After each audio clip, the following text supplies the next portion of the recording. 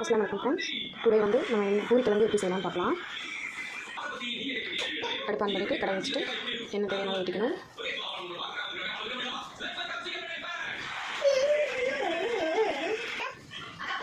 கடலைப்பருப்பு,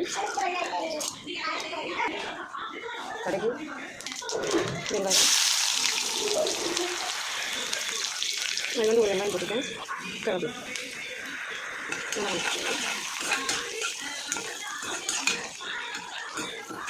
கத்திரி, 2 பச்சை மிளகாய் காரத்துக்கு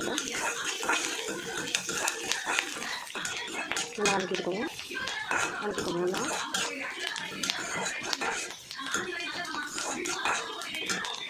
தக்காளி ஆக்கிக்கோங்க. ஒரே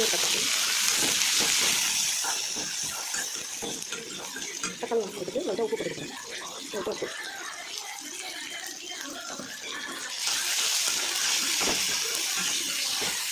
நல்லா வதங்கிட்டு தக்காளி கொஞ்சம் நல்லா வேகட்டும்.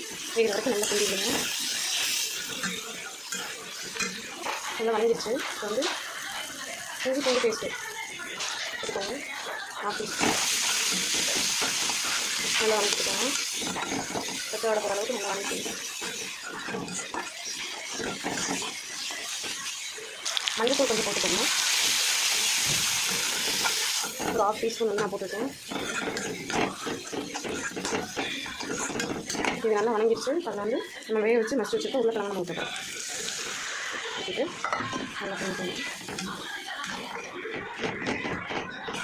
நல்லா கிண்டி விட்டு நம்ம ஆல்ரெடி தக்காளி வெங்காயம் தூள் கொஞ்சம் போட்டுருக்கோம். இன்னும் கொஞ்சம் கல் கொஞ்சம் போட்டுக்கோம். சட்டணும் போட்டு நல்லா கிண்டிக்கோங்க.